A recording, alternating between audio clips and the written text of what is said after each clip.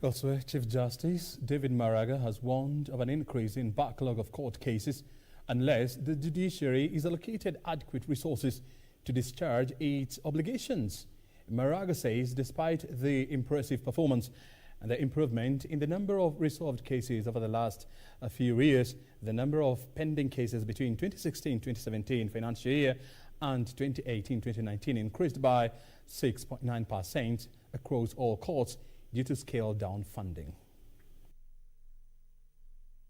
Having scaled down its operations in order to contain the spread of COVID-19, the judiciary continued to provide judicial services and managed to resolve 27,000 cases, with about 12,000 judgments and rulings being delivered between April and June.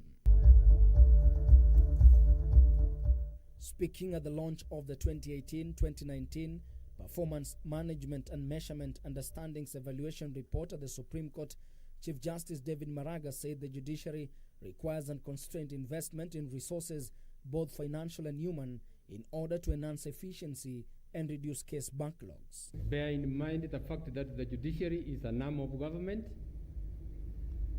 and resource it reasonably within the budget, so that it is able to play its critical role. The moment you lose sight of the critical role the judiciary plays, it will continue being underfunded.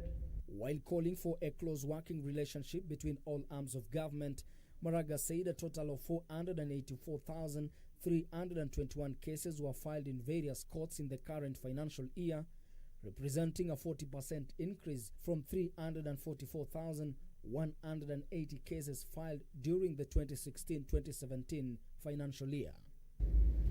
People have to stand at the window when their cases are being heard in court. Is that the kind of judiciary you want for your people? Without corresponding facilitation and both financial and human resources, continue talking about backlog. And that is the truth of the matter. Under the 2020-2021 financial year, the judiciary was allocated 17.4 billion shillings, an amount the judiciary claimed was not only below what they asked for, but was far below 1% of the national budget. I want to assure you that as the new chair, we will look into the budget, see where we can be able to balance between the demands of the various sectors, and see if there are areas that we can be able to address, and at least address the issues that you have. We want a situation whereby we'll be sitting down, and as I said before we came here, we said that we are going to open our doors.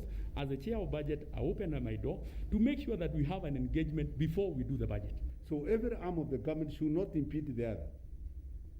As I say this, everything we do must want the improvement of the status and welfare of Wajiko. The evaluation report launched seeks to measure the performance and effectiveness of the judiciary and its departments and assess justice delivery in the country.